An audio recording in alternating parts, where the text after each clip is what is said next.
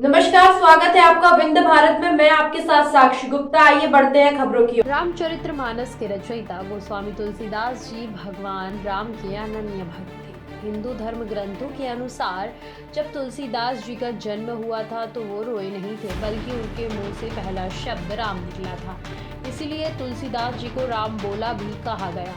पौराणिक कथाओं में गोस्वामी तुलसीदास जी ने अनेक प्रसंग मिलते हैं। तुलसीदास जी को हनुमान जी का पता एक प्रेत ने बताया था, जिसकी रोचक कथा काफी प्रचलित है। तुलसीदास जी की पत्नी का नाम रत्नावली था। जब तुलसीदास जी का विवाह रत्नावली से हुआ तो वह उनके आकर्षण में इतना खो गए कि उन्होंने बाहर की दुनिया को भुला दिया। इससे परेशान होकर रत्नावली अपने मायके चली गई, लेकिन तुलसीदास जी भी पीछे पीछे वहां पहुंच गए। तब उनकी पत्नी ने ऐसे ऐसे वचन बोले कि उनका वैराग्य जाग उठा और वो श्री राम की खोज में निकल पड़े। तुलसीदास जी ने अपना घर छोड़ दिया और 14 वर्ष तक तीर्थ यात्रा की, लेकिन तब भी उनको सत्य का ज्ञान नहीं हुआ और उन्होंने यात्राओं में इकट्ठा किए गए कमंडल में जल को सूखे पेड़ की जड़ों में फेंक दिया। उस पेड़ में एक आत्मा का वास था।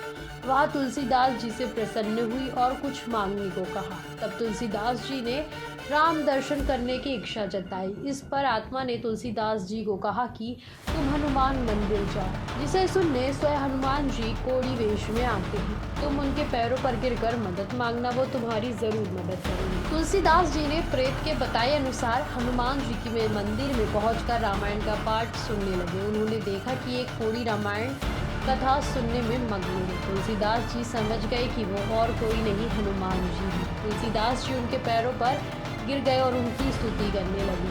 तब हनुमान जी ने उनको वास्तविक रूप में दर्शन दिया और जल्द ही श्री राम से मुलाकात का वरदान देकर अंतर्ध्यान हो गए। इसके बाद तुलसीदास जी चित्रकूट के घाट पर भगवान श्री राम की प्रतीक्षा के तिलक के लिए चंदन कूट रहे थे। तब स्वयं श्री राम ने उनको दर्शन दिए। इससे तुलसीदास जी प्रसन्न हुए। श्री राम के आशीर्वाद के बाद तुलसीदास जी को ज्ञान की प्राप्ति हुई। फिलहाल के लिए इतना ही। खबरों का सिलसिला लगातार जारी है। बने रहिए हमारे साथ। नमस्कार।